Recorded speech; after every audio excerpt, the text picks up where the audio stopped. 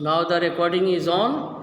भैया बहन, I think that you will not make noise. अब आप हल्ला नहीं करेंगे और मैंने आपको म्यूट भी कर दिया है. Now we are just coming onto the scene. Now we have to go through the class. अब हम लोकतंत्र और संचार के माध्यम की सारी बात यहाँ पर देखेंगे. भैया बहन, पिछले दिनों मैंने आपको बताया था कि मीडिया आखिर है क्या. और भैया बहन, मैंने उसमें कहा था कि मीडिया शब्द का अर्थ होता है जो दो ध्रुवों को, दो व्यक्तियों को, दो विचारों को जोड़े. अब इस अर्थ में हम अगर देखें, अपने लोकतांत्रिक देश को देखें, तो लोकतांत्रिक देश में, एक लोकतांत्रिक देश में भैया बहन क्या होता है, दो ध्रुव होते हैं. लोकतांत्रिक देश है ये, और इस लोकतांत्रिक देश के दो ध्रुव हो गए. दो ध्रुव, एक हो गए सरकार, देश में एक सरकार होगी, और दूसरी तरफ भैया बहन होगा आम जनता. आम जनता है ना. एक डेमोक्रेटिक गवर्नमेंट, एक हो गया गवर्नमेंट, और भैया बहन दूसरा हो गया कॉमन पीपुल. ये कॉमन पीपुल दूसरी तरफ हो गए. भैया बहन, इस दोनों को, इस ध्रुव को और इस ध्रुव को जोड़ेगा कौन, प्लस कौन करेगा, मीडिया. जोड़ने का काम, दोनों को जोड़ने का काम, दोनों को जोड़ने का काम, यानी सरकार को आम जनता से जोड़ने का काम. सरकार आम जनता के लिए ही काम करती है लोकतंत्र में, हम सभी जानते हैं. हम लोकतंत्र की परिभाषा देते हैं, लोकतंत्र जनता का शासन है. यानी एक लोकतांत्रिक देश में सरकार जो कुछ भी काम करती है वो आम जनता के लिए ही करती है.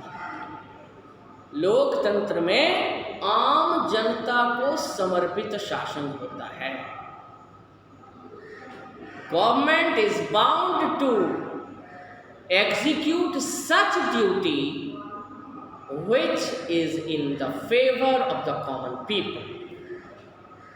नहीं तो आम जनता सरकार को किक आउट कर देगी, बाहर कर देगी. तो सरकार की बातों को जनता तक पहुंचाना और जनता की बातों को सरकार तक पहुंचाना, इसकी बातों को इसको पहुंचाना और इसकी बातों को इस तक पहुंचाना, ये जोड़ने का काम भैया बहन, दोनों को जोड़ने का काम करती है मीडिया. दोनों को जोड़ने का काम मीडिया करती है.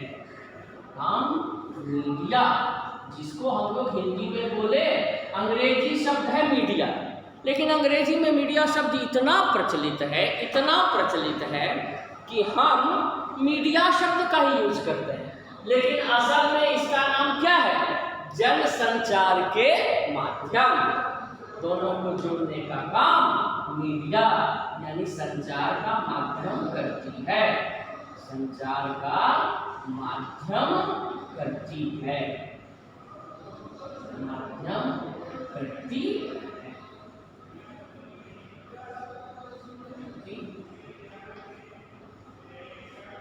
भैया बहन, अब यहाँ ध्यान देने की बात यह है कि किताब में, आपके बुक में तो इसके कई नाम देंगे, लेकिन मोटे तौर पर हम ये जानते हैं कि मीडिया का मुख्य कार्य क्या हो गया. मीडिया का, अब इस तरह से मीडिया का मुख्य कार्य हो गया, मीडिया का मुख्य कार्य, मीडिया का मुख्य कार्य है जनमत तैयार करना. जनमत जनता का मत, जन माने आम जनता, मत माने विचार, जनता का विचार, जनमत का निर्माण, अंग्रेजी में इसको बोलते हैं पब्लिक ओपिनियन। पब्लिक ओपिनियन, जनता का ओपिनियन, पब्लिक का विचार, जनमत का निर्माण करना। मीडिया का मुख्य कार्य हो गया जनमत का निर्माण करना। अब भैया बहन, ये जनमत का निर्माण जो किया गया, ये क्या किया गया, क्यों किया गया? क्योंकि मीडिया का ही मुख्य कार्य है जनता सरकार के विषय में अभी क्या सोच रही है। At present time, what is the opinion of media about the functioning of the running government? सरकार जो वर्तमान में कार्यरत है वह जन आकांक्षाओं पर खरा उतर रही है या नहीं? सरकार बहुत बड़ी दावे कर रही है, क्या उन दावों में दम है? क्या जनता को सुविधाएं मिल रही है? क्या आम जनता को सड़क, बिजली, पानी की सुविधा मिल रही है? क्या महंगाई कम है? आदि बातें अगर हाँ में इसका जवाब है तो जाहिर सी बात है जनमत भी सरकार के फेवर में होगा। और अगर इन बातों का जवाब, कौन सी बातों का? जनता की बुनियादी समस्याओं का, जैसा अभी मैंने बताया, जनता को अच्छी सड़कों की सुविधा है या नहीं, जनता को स्वास्थ्य सुविधाएं मिल रही हैं या नहीं, आम जनता के लिए शिक्षा की अच्छी व्यवस्था है कि नहीं, आम जनता महंगाई से मर तो नहीं रही है। अगर इन बातों का जवाब हाँ में है तो फिर ठीक है, जनमत का निर्माण सरकार के पक्ष में होगा। अगर जवाब ना में है तो जनमत सरकार के विपरीत जाएगा। भैया बहन, यह जनमत निर्माण करना यह मीडिया का मुख्य कार्य है। तो भैया बहन, इसका आप एक स्क्रीनशॉट अभी ले लीजिए। आप लोग जितने भैया बहन बैठे हुए हैं, इसका एक स्क्रीनशॉट ले लीजिए और हमको अभी तुरंत भेज दीजिए। मैंने पहले भी आपको ये बातें कही थी व्हाट्सएप से जिस समय क्लास चलता था। अभी आप में से कुछ भैया बहन, अंशुली बहन और भी भैया आए हैं, इस बोर्ड का स्क्रीनशॉट ले करके हमारे व्हाट्सएप पर प्रेषित कर दें। जरा जल्दी करें, तो फिर अब मैं मीडिया की रूपरेखा आपको बताऊंगा। तो भैया बहन, हम समझते हैं आप इसका स्क्रीनशॉट ले चुके होंगे।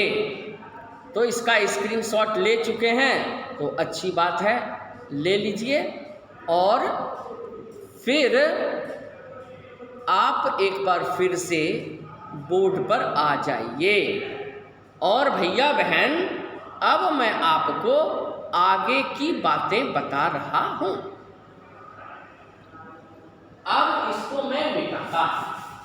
अब मीडिया क्या है, मीडिया क्या है और मीडिया का रोल क्या है, मुख्य कार्य क्या है, इसको भैया बहन आप जानते हैं। लेकिन मीडिया का अब प्रकार, मीडिया के कौन कौन से प्रकार हैं, इसको भैया बहन अभी हम लोग देखेंगे, मीडिया के प्रकार की जानकारी लेंगे। तो अब इसको हम लोग देखते हैं। दो तरह की मीडिया होती है, याद लिखते हैं मीडिया। मीडिया दो तरह की मीडिया हो गई, दो तरह की मीडिया हो गई। आपको दिख रहा होगा, मैं भी एक बार श्योर बोलूं आपको, यस, यहां पर दो तरह की मीडिया है। एक है प्रिंट इसको बोलते हैं प्रिंट मीडिया। प्रिंट मीडिया ये अंग्रेजी शब्द है जिसका हम हिंदी में इस्तेमाल करते हैं, बोलते हैं प्रिंट मीडिया। प्रिंट मीडिया आपको किताब में भी समझाया गया है। उसके बाद यहाँ आ गया इलेक्ट्रॉनिक मीडिया। इलेक्ट्रॉनिक मीडिया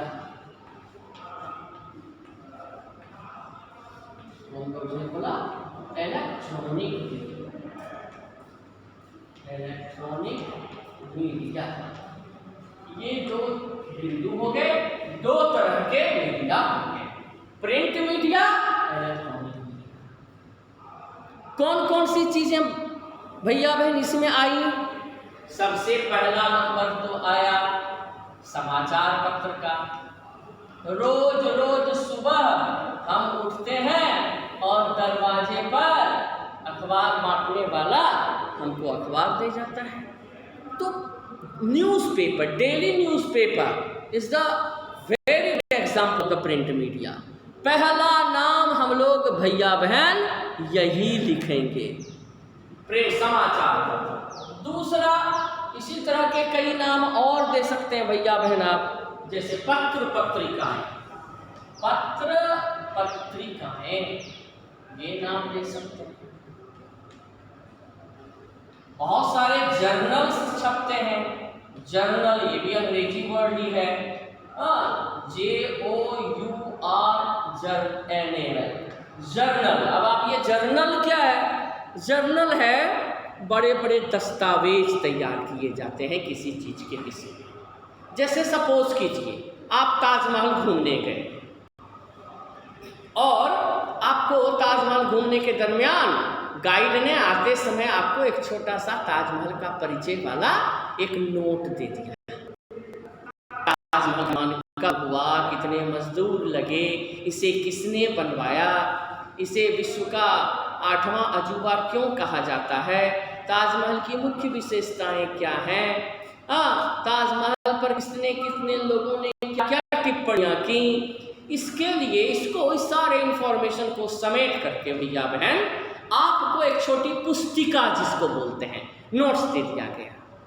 या बीच बीच में अभी कोरोना फैला हुआ है, हर वीक में, हर मंथ में WHO वर्ल्ड हेल्थ ऑर्गेनाइजेशन विभिन्न देशों में कोविड की क्या स्थिति है उस पर एक प्रकाशित पुस्तिका निकालती है, इसको भी हम लोग जर्नल बोलते हैं। बहुत बड़ी बड़ी मेडिसिन कंपनी है, वो अपना हर महीने या सालाना के दर से हिसाब से दवाई के क्षेत्र में क्या क्या डेवलपमेंट्स हुए, किस दवा का क्या इफेक्ट है, क्या क्या रोज रोज एंटीबायोटिक कितने बन रहे हैं, किस एंटीबायोटिक का प्रयोग किस रोग में नहीं होना चाहिए, ये सारी बातें समय समय पर जानकारियों को अद्यतन कराते रहते हैं, जानकारी को अप टू डेट कराते रहते हैं। तो इस तरह के जो नोट्स निकलते हैं उसे ही हम जर्नल बोलते हैं। तो भैया बहन समाचार प्रिंट मीडिया का एग्जाम्पल हो गया, पत्र पत्रिकाएं प्रिंट मीडिया का एग्जाम्पल हो गया, जर्नल्स इसके एग्जाम्पल हो गए, है ना। पुस्तकें जो हैं, पुस्तकें इसके हो गए, पुस्तकें बहुत सारी किताबें हैं, उससे भी जानकारियाँ मिलती हैं, उससे भी ज्ञान का संचार होता है। तो मीडिया क्या है? ज्ञान का, सूचना का आदान प्रदान करने वाला एक स्रोत है। अब देखिए मीडिया का एक और परिभाषा आप जान गए। मीडिया नए नए सूचनाओं को आदान प्रदान करने वाला एक जरिया है, स्रोत है। It's a media is a source of new information. Media is a source of new information. It makes the people known about the all-round development taking place in our society as well as the country.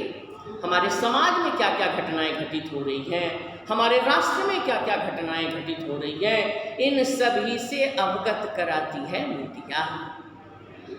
सरकार और जनता को जोड़ने का काम तो करती ही है, सूचनाओं का भी आदान हमें मीडिया की ज़रूरत है भैया बहन। आज के ज़माने में तो मीडिया का इतना अधिक रोल है कि व्यक्ति एक कदम अपना नहीं बढ़ा सकता। अभी आप क्लास में बैठे हैं, इलेक्ट्रॉनिक मीडिया का प्रयोग कर रहे हैं, आपके हाथ में मोबाइल है, मोबाइल से आप क्लास कर रहे हैं। कोविड के समय में लग ही नहीं रहा है कि हमारी पढ़ाई छूट रही है। तो भैया बहन, ये कब संभव हुआ? जब इलेक्ट्रॉनिक मीडिया के नए नए रूप हमारे सामने आए। भैया बहन, इसी तरह प्रिंट मीडिया, इलेक्ट्रॉनिक मीडिया में सबसे पहले क्या आया? रेडियो। पहले रेडियो नहीं था, रेडियो आया। उसके बाद क्या आया? टेलीविज़न, जिसको हम लोग बोलते हैं टेलीविज़न। दूरदर्शन भी इसको अंग्रेजी में बोलते हैं, हिंदी में बोलते हैं दूरदर्शन। दूर से जो दर्शन कराए वो दूरदर्शन। तो एक ये हो गया। तीसरा हो गया इंटरनेट हो गए, इंटरनेट। चौथा हो गया मोबाइल। टेलीफोन, पहले था टेलीफोन, ग्रामोफोन, तार बेतार। तो ये सारी चीज़ें थी, नए नए डेवलपमेंट्स होते गए और आज हमारे हाथ में एंड्रॉयड मोबाइल है। 2G से शुरू हुआ, हम लोग 5G में एंटर कर रहे हैं। तो इलेक्ट्रॉनिक मीडिया भी दिन प्रतिदिन भैया बहन तरक्की कर रहा है। और इस तरह से भैया बहन आपने मीडिया का अलग अलग प्रकार जान लिया। मीडिया के 2 प्रकार हो गए, प्रिंट मीडिया हो गया और इलेक्ट्रॉनिक मीडिया हो गया। समाचार पत्र, पत्र पत्रिकाएं, जर्नल, पुस्तकें, रेडियो, टेलीविज़न, इंटरनेट, मोबाइल्स, ये सब जो हैं, ये सबको हम लोगों ने रखा किसमें?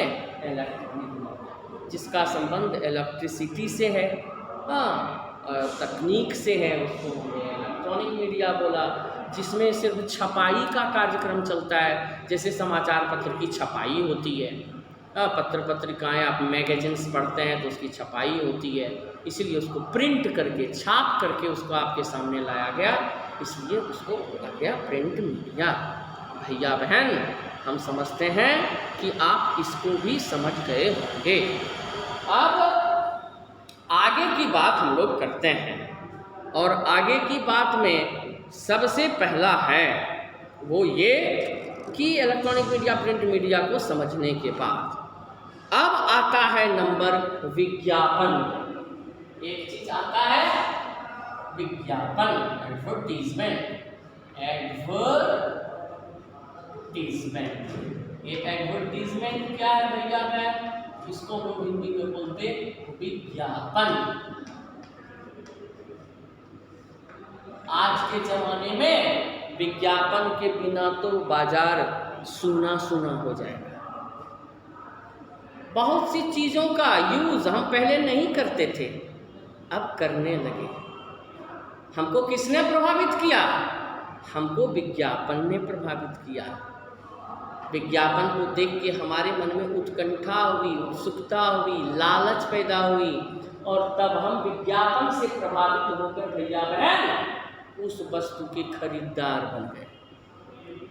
अब आप देखिए, ये हर जगह लागू है।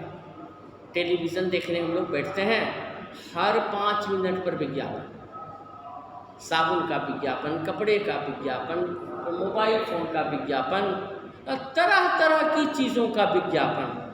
यानी विज्ञापन की परिभाषा तब हम क्या देंगे? विज्ञापन उत्पादक द्वारा अपनी वस्तुओं को अधिक से अधिक बड़े पैमाने पर बेचने का एक तरीका है। विज्ञापन की परिभाषा, ये परिभाषा किताब में आपको नहीं मिलेगी भैया बहन, इसको आप खूब बढ़िया से जान जाइए। और विज्ञापन क्या होगा? विज्ञापन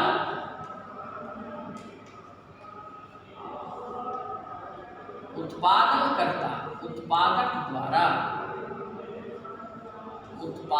द्वारा अपनी वस्तुओं को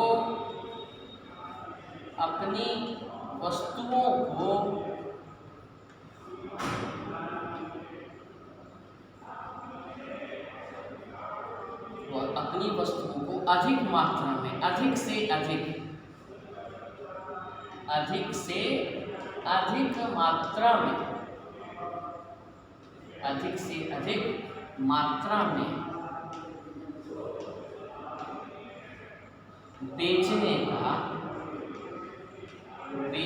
का एक माध्यम है,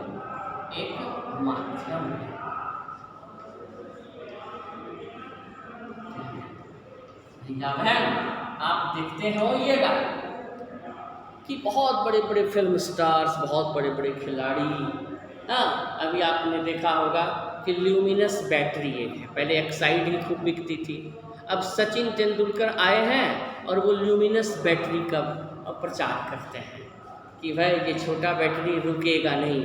वो बच्चे लोग कबड्डी खेल रहे हैं, उसमें सचिन साहब बीच में आते हैं और कहते हैं देखो ये इतना इलेक्ट्रीफाइड है बच्चा कि धीरे धीरे ये 4-5 आदमी को, बच्चों को मात करते हुए वो उस रेखा को छू लेता है और कहता है देखो इसमें इतनी एनर्जी कहाँ से आई, ये ल्यूमिनस बैटरी के जैसा इलेक्ट्रीफाइड है। यानी बच्चे जो बहादुरी बच्चे हैं, जो बड़े साहसी हैं, उनकी तुलना की गई इलेक्ट्रिसिटी से, और इलेक्ट्रिसिटी यानी इतनी ऊर्जा आई कहाँ से, तो ये जो ल्यूमिनस बैटरी है उससे इतनी ऊर्जा उसमें आ गई। अब सचिन साहब इतने बड़े क्रिकेटर हैं, ल्यूमिनस बैटरी का प्रचार कर रहे हैं, तो हम लोग सोचते हैं कि चलो इतना बड़ा आदमी एक चीज़ का प्रचार कर रहा है, ज़रूर इसमें कुछ ना कुछ अच्छाई होगी, या दूसरी और बैटरियां जो मार्केट में हैं उससे अच्छी होंगी क्वालिटी में। इसलिए जब सचिन उसको पसंद कर सकता है तो हम लोग क्यों नहीं, और उसकी बिक्री एकाएक बढ़ जाती है। भैया बहन जो ल्यूमिनस बैटरी का बिक्री बहुत कम था, आज वो बहुत बिक्री करने वाला ब्रांड बन गया है। तो ये असर किसका हुआ? ये असर हुआ विज्ञापन का। किसका असर हुआ भैया बहन? इस विज्ञापन का असर हुआ, और इस विज्ञापन के असर से ही भैया बहन आज बहुत सारी चीज़ें बिक रही हैं, बहुत दुनिया भर की चीज़ों की बिक्री बढ़ गई है। तो भैया बहन हम समझते हैं कि आप इन सभी चीज़ों को समझ गए होंगे, और अब हम जो है अब समय हो गया है, इसलिए भैया बहन हम अब अपने क्लास को थोड़ा थोड़ा विराम देंगे, और अगले दिन हम लोग फिर सामाजिक विज्ञापन और वाणिज्यिक विज्ञापन इसकी चर्चा करेंगे। आप स्कूल ऐप भैया बहन ज़रूर देखिएगा। तो आज के लिए इतना ही। सबको बहुत बहुत धन्यवाद। Thank you so much.